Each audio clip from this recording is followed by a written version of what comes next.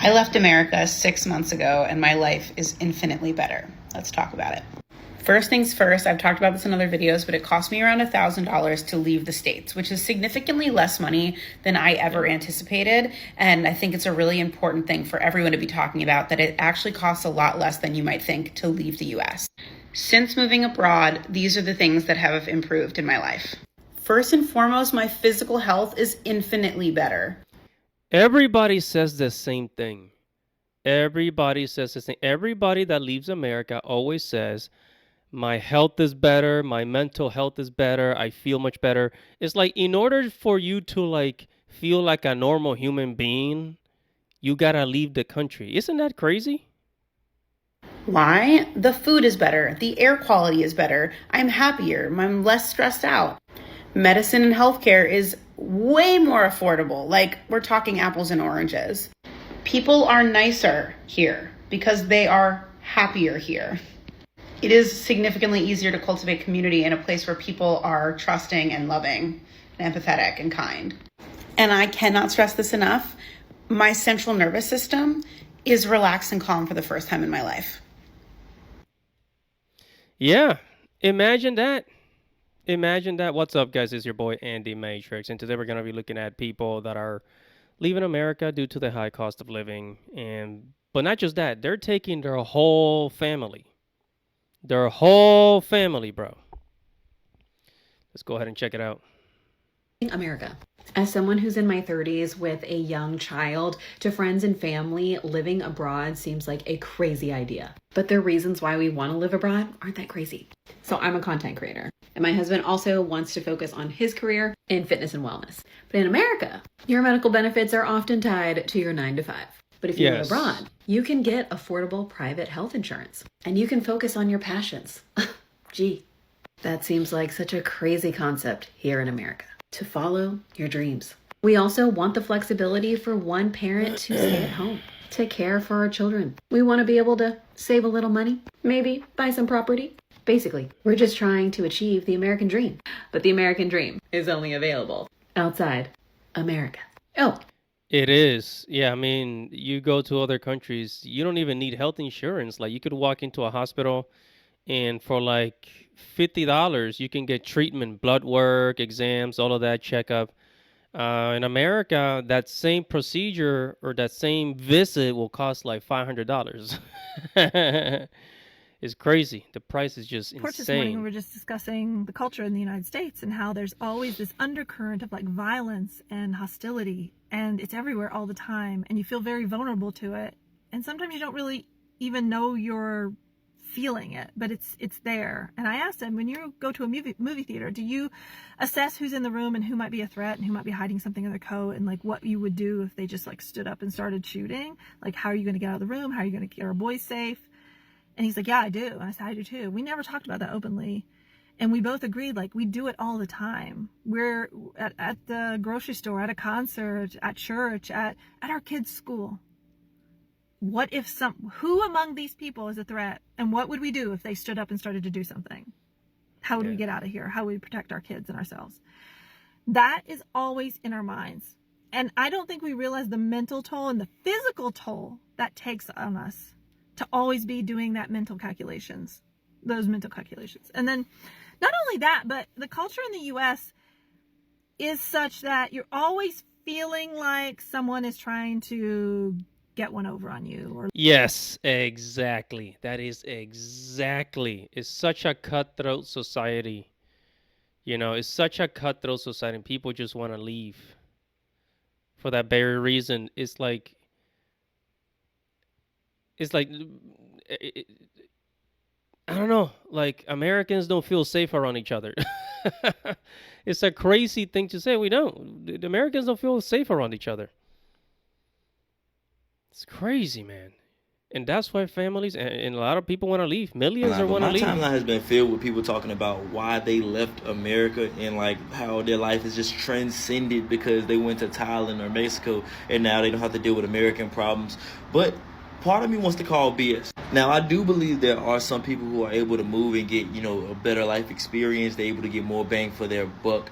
But there are so many people from other countries illegally trying to come here that it always makes me a little weary about leaving here to go other places, especially as a black man. Because for those of you that didn't know, racism might be, localized in terms of race, but colorism is everywhere. Like, Yeah. brown, dark people get the butt end of the stick everywhere, bro. That's true. Even in Asian countries like Japan, Korea, like if you're like a brown Japanese person, which they exist, by the way.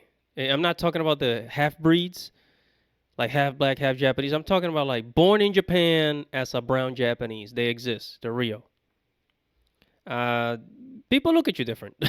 There's still the stereotype that you're like more aggressive for some reason. Bro. And not to mention, a lot of those people who move outside of the country, like them moving outside of the country is all of their content. Like, I think that's the content that they're getting paid from on TikTok. So it literally pays them for them to make it seem like moving out of the USA is the best thing to do. But with all that being said, I'm still preparing for the worst case scenario. 2 años antes de irse de casa, mi padre. He's learning Spanish.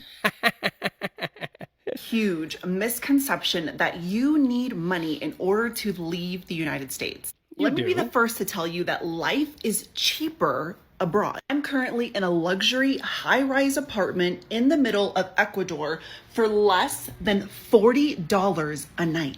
I sold my house in Houston, Texas to live indefinitely in Bali, Indonesia. And for a beautiful room just like this, right next to the beach, with breakfast and daily room service, it costs less than $40 a night.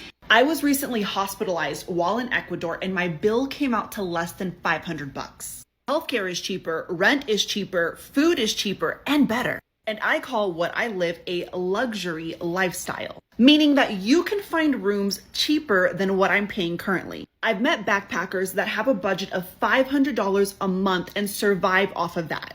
And depending on which country Whoa. 500. Survive on 500? Survive on 500? Dude. I gotta get some tips from backpackers then. you want to go to, overall, I would say that you need less than $500 to be able to survive. The greatest thing that I did for my physical and mental health was leave the United States. Don't let fear or your ignorance about how much life costs abroad prevent you from leaving the United States. Yeah, you gotta really put your mind to it. Like focus. Like everything that you do, when you wake up in the morning and you go to your job, you gotta start thinking, start making a plan, look for information, watch YouTube videos, read books, whatever you gotta do. Focus all your energy on doing that, and you will find a solution, like I'm doing. Do it. But if you want to look at a world where Okay, so I know this guy. This guy has been in a couple of interviews on YouTube. So this is a CIA spy, and even he's saying, "Yo, I want to get out of here." you will have a strategic advantage in the future, you have to see it for what it is. When I look at the future of the United States, it's important to understand two things. First, I'm looking at the future of the United States through the lens of a 43-year-old business owner and father of an 11-year-old and a 6-year-old. Yeah. I have two children that aren't even of teenage years yet. And their young professional life won't really start until they're 19 to 21 years old.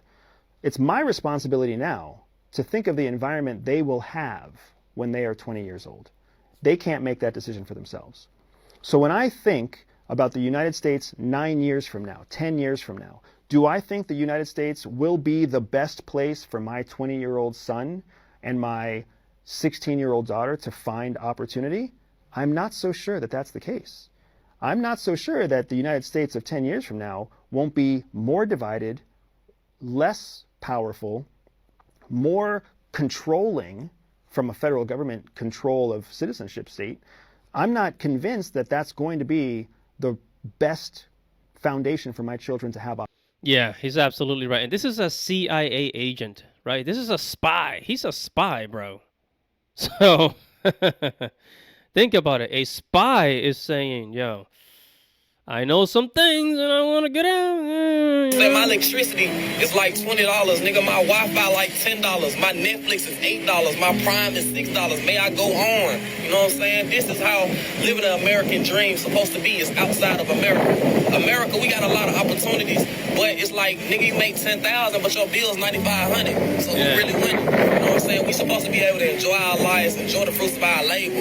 A lot of people ain't enjoying the fruits of their labor. Living in America. This creator, he brought up so many good points. He was talking about his experience abroad and how much the cost of living has decreased for him. My question is, why is this the case? Because the US is definitely known for being technologically advanced, definitely known for being so innovative.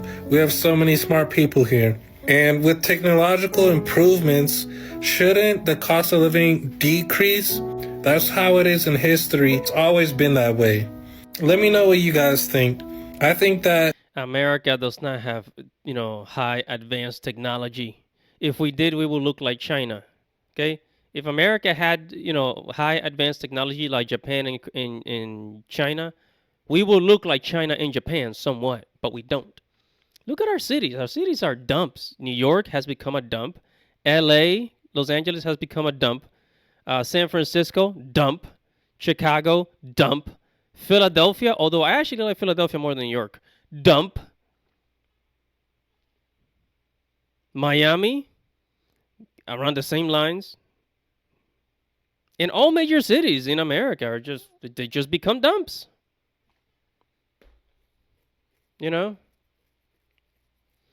So we don't have this type, we do, but like our leaders don't want to invest in it. They don't want to invest in it because all the money just goes to, the higher ups, the elites that just taking all the money up.